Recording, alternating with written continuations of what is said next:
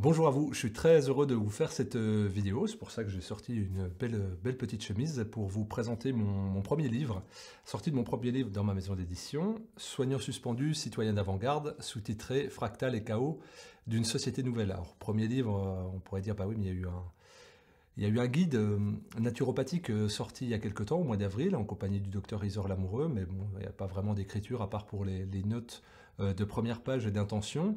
Mais là, on va dire, c'est là où j'ai pu prendre plaisir à écrire, parce que la passion de l'écriture me suit depuis un moment. Ça fait une vingtaine que j'écris de manière, une vingtaine d'années, pardon, que j'écris de manière personnelle. Bah, c'est la première production, voilà, sur un sujet qui me tient à cœur depuis plusieurs centaines de jours, la cause des soignants suspendus.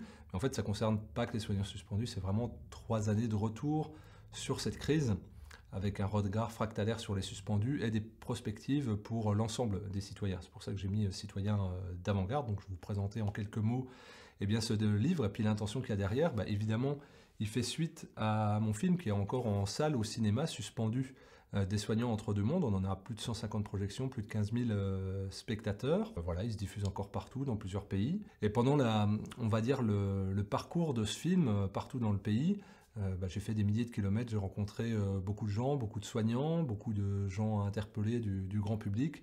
Et puis pendant les dizaines d'heures de trajet, ça a laissé place à des réflexions, parce que c'est très touchant. On recueille la souffrance, la détresse, la colère, le sentiment d'injustice. Et puis avec les informations glanées à droite à gauche, on commence à mettre tout ça en perspective, à réfléchir, à rencontrer des gens, des directeurs d'hôpitaux, des élus également, parce que des députés, des sénateurs.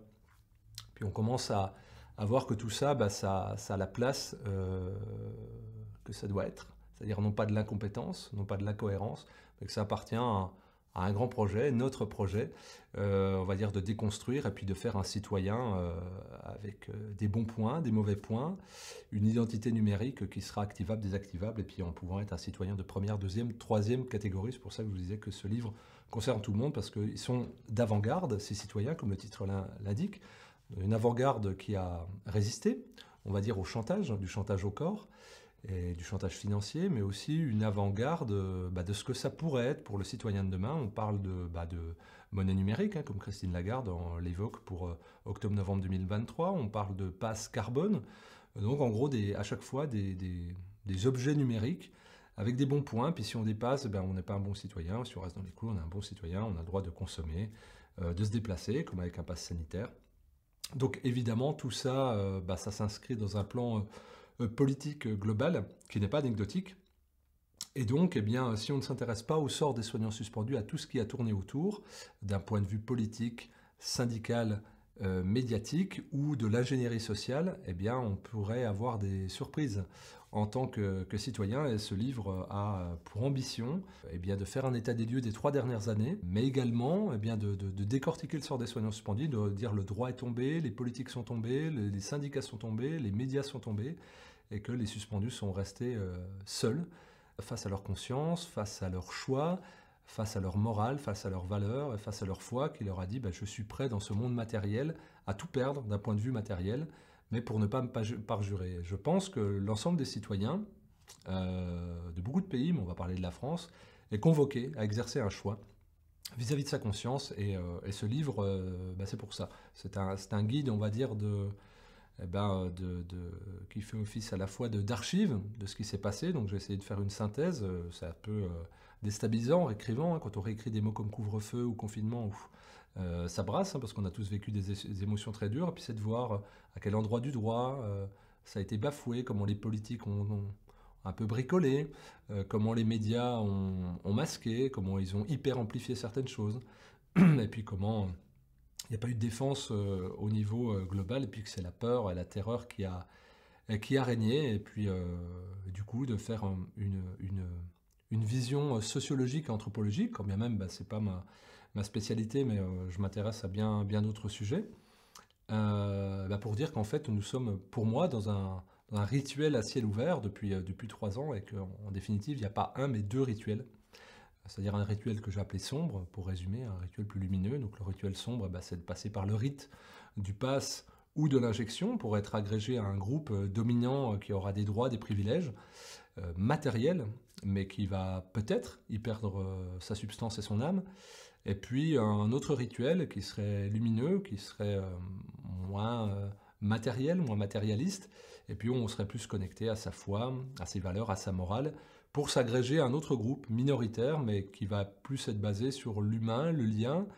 Donc il y a un rituel que j'ai appelé transhumaniste et l'autre humaniste.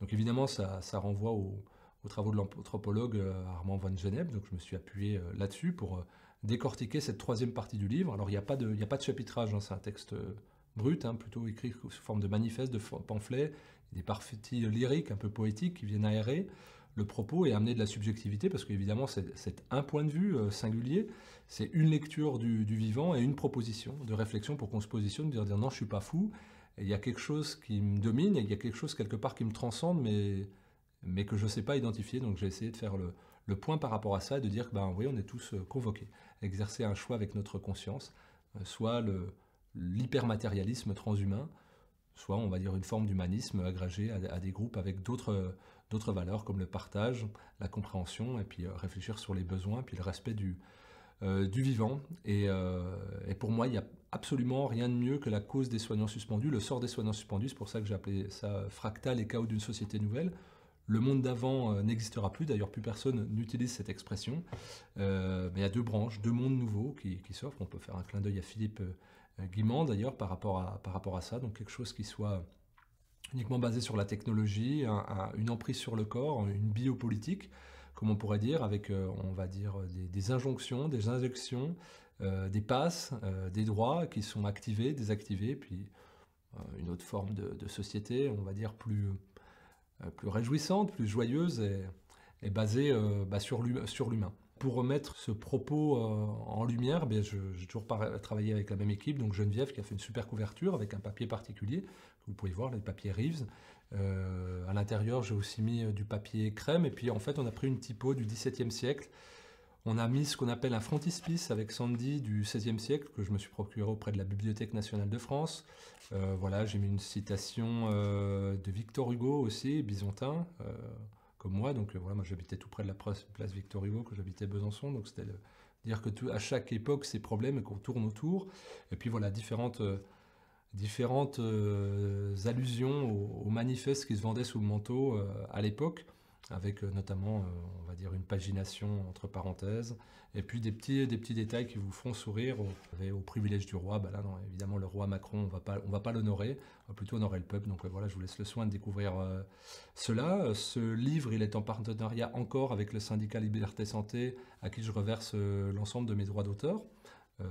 Comme j'ai reversé une grande partie de tout ce qui a été généré avec mon film sur les soignants au syndicat Liberté Santé, qui œuvre en faveur d'actions pour les soignants suspendus. Voilà, je l'ai voulu aussi à un prix modeste, 11 €, pour que tout le monde puisse se le procurer, tout le monde puisse avoir ce travail de mémoire, de synthèse, d'archives, puis surtout cette proposition. Que humblement, mais à la fois très prétentieusement, je vous propose sur une centaine de pages. Pour moi, c'était vraiment important de mettre ça sur papier, puis j'ai essayé encore une fois d'y mettre la forme, parce que j'aime écrire. C'est pas là où on me connaît, mais c'est ce qui fait aussi que j'ai fait une maison d'édition. Hein. On peut pas faire une maison d'édition sans aimer écrire. Donc ça aurait dû être, moi, un des premiers auteurs à être publié, mais je me suis plutôt mis au service pour essayer de structurer à la fois une cohérence éditoriale, mais surtout essayer de faire vivre une entreprise, parce que malheureusement, englué par la paperasse et l'administratif. Et puis c'est pas simple de véhiculer des idées qui ne vont pas dans le bon sens quand vous avez des gens comme Julien Pain qui vont dans les librairies pour donner des bons et des mauvais points et faire la police de la pensée. Évidemment, ça a un impact. Nous avons eu plusieurs annulations, déprogrammations et pressions pour mon film, d'autres livres qui sont parus aussi. Voilà, j'estime que tout le monde a droit à la parole et que le public, vous, être les plus à même d'être libre et éclairé, de faire vos choix. Et pour moi, ce choix aujourd'hui, il est crucial. Il est, je dirais, du domaine de l'esprit, d'un point de vue spirituel, où on doit se positionner moralement par rapport à ce déferlement, on va dire, d'injonction et de folie, en fait, de devoir recourir à des expérimentations médicales pour avoir le droit de circuler. Là, il y a les autorisations de mise sur le marché qui tombent. Les soignants suspendus sont réintégrés avec encore des conditions assez dégueulasses. Eh bien ça, j'en parlais avant qu'il y ait réintégration officielle. C'était anticipé parce que c'est lisible quand on a face à des pervers, des manipulateurs et des sadiques. On peut un peu comprendre le schéma. Donc voilà, j'espère que ce livre vous parlera. C'est aussi un moyen de soutenir mon travail, de soutenir ma maison d'édition qui est indépendante. J'imprime en France sur du papier issu de forêts éco-gérées. Et puis je respecte autant que possible les auteurs en leur donnant des droits d'auteur qui soient le plus juste possible. C'est transparent, c'est 11% pour tous les auteurs dès le premier livre. Bien entendu, j'aimerais faire plus. Si vous renseignez un peu sur le milieu de l'édition, c'est pas simple, surtout quand on travaille uniquement en circuit court en France, les prix augmentent.